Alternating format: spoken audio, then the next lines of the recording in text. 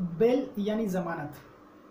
जब कोई आरोपी जेल में हो, जिसे सज़ा हो चुकी है, या फिर किसी को लगता है कि हमें सज़ा होने वाली है, हमें जेल जाना पड़ेगा, या फिर कोई किसी और को किसी केस में फंसाता है और उसे जेल होने वाली है, तब ऐसी स्थिति में जो कोर्ट का आदेश होता है या फिर जो पुलिस से हम आदेश लेते हैं, उसे हम ज़मानत कहते हैं।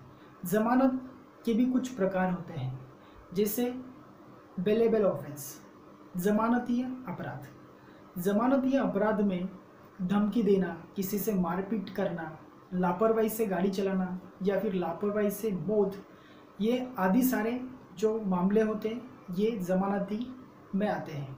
इसमें 3 साल की सज़ा या उससे कम की सज़ा हो सकती है। सीआरपी की धारा 436 में जब हम कोर्ट में जाते हैं, कोर्ट से हमें ज़मानत मिलती है।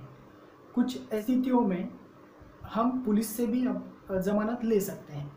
सीआरपीसी धारा 169 के तहत इसका वर्णन है। इसमें थाने का इंचार्ज बेल बॉन्ड भर लेता है, उसके बाद आरोपी को वहाँ से ज़मानत मिल सकती है। उसके बाद आता है non bailable offence. Non bailable offence में ऐसे मामले होते हैं जैसे कि रेप, डकैती, चोरी करना या फिर हत्या की कोशिश आदि बहुत सारे मामले हैं जो कि नॉन बेलेबल में आते हैं। गैर जमानती अपराध में मामला जो है कोर्ट में मैजिस्ट्रेट के सामने जाता है और मैजिस्ट्रेट के सामने तथ्य पेश करने के बाद कोर्ट यानी मैजिस्ट्रेट अपना फैसला लेते हैं। इसमें सेशन कोर्ट की अगर मैं बात करूं तो सेशन कोर्ट्स किसी भी मामले में बेल की अर्जी स्वीकार कर सकता है। सेशन कोर्ट में अगर उम्र कैद की सज़ा या फांसी के केस से रिलेटेड मामला है और सीआरपीसी धारा 437 का सहारा लेकर अगर जमानत अर्जी दाखिल किया है तो उस आधार पर कई बार जमानत मिल सकती है। लेकिन याचिका कोई महिला या शारीरिक या मानसिक व्यक्ति जो बीमार है वही याचिका लगा सकता है, लेकिन फैसला ये कोर्ट का ही होगा, कोर्ट तय करेगा।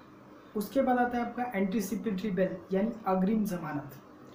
अगर कोई व्यक्ति जिसे लगता है कि मुझे जेल जाना पड़ेगा या कोई मुझे फंसा रहा है झूठे केस में, या फिर उसे महसूस हो रहा है कि यस मुझे जाना ही पड़ेगा, तो उस स्थिति में वह सीआरपीसी की धारा 438 के तहत कोर्ट में एंटीसिपेटरी बेल लगा सकता है, याचिका दे सकता है।